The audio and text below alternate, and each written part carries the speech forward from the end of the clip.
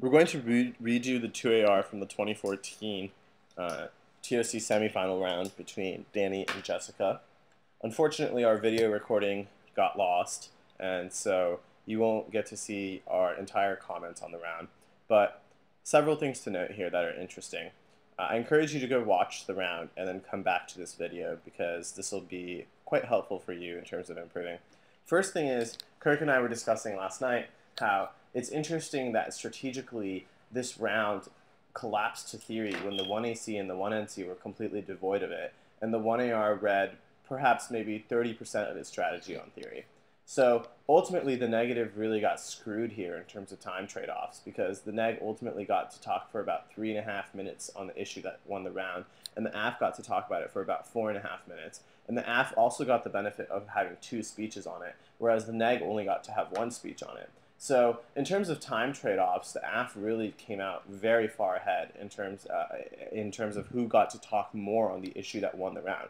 This is important because it illustrates that the 1NC, when it is a straight ref or it doesn't include theory at all, i.e. it's an NC-AC strategy, or it is just a straight ref of the AF framework, it's important for the negative to devote some type of lip service in the 1N itself to what happens if the 1AR reads theory.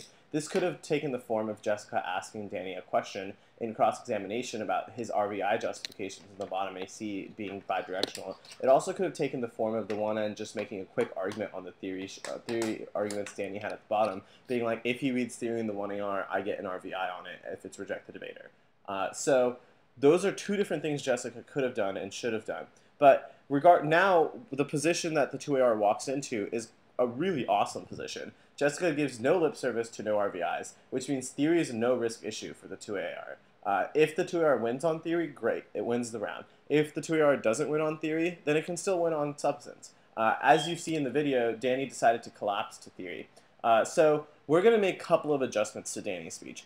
One is that he drops these arguments that Jessica makes on drop the argument versus drop the debater.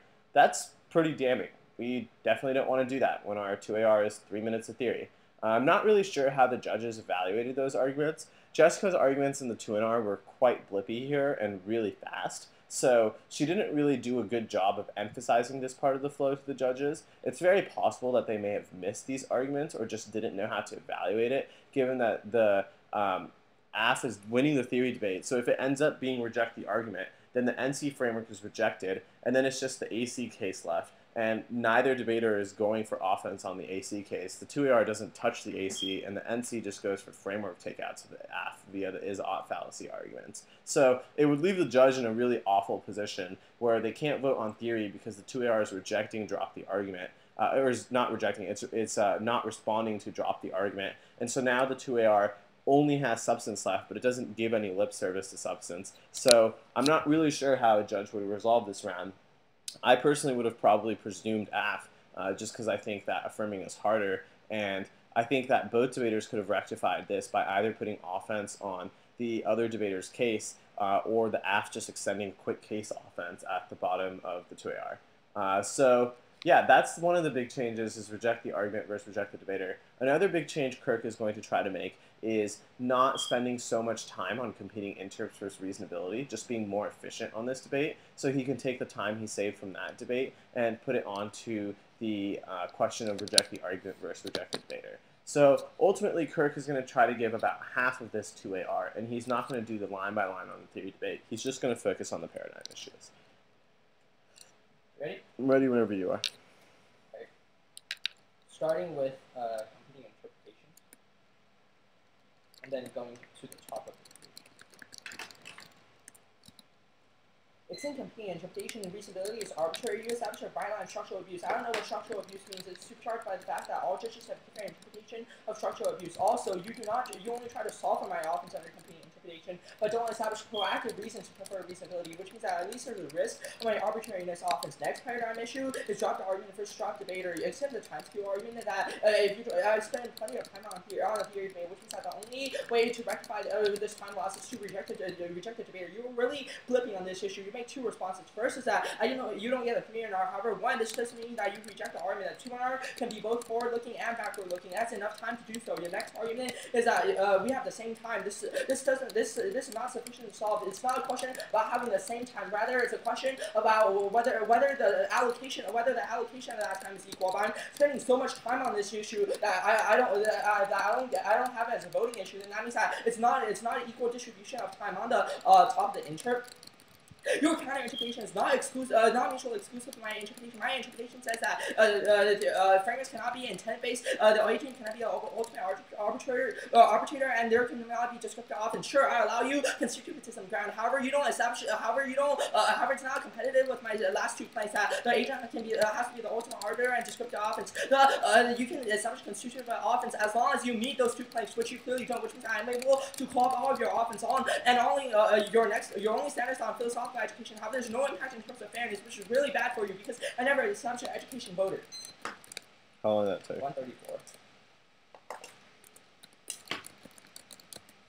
Okay.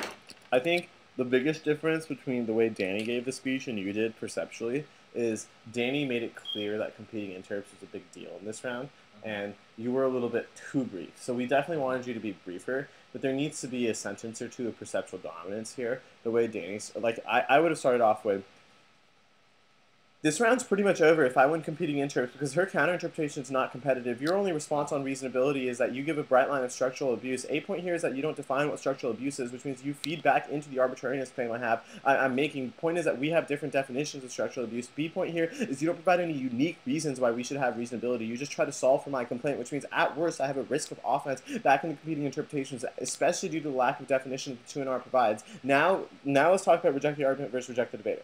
Okay. Right, that first sentence is sufficient there to illustrate that this is huge. Yeah.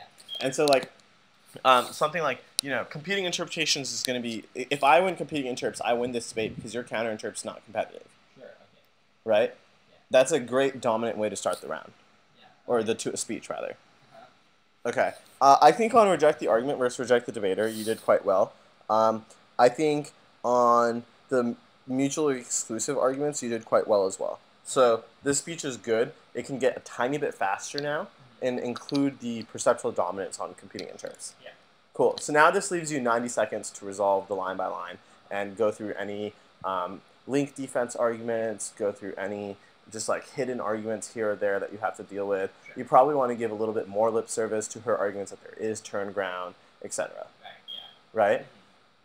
Cool. Any questions? No, I'm good. Okay.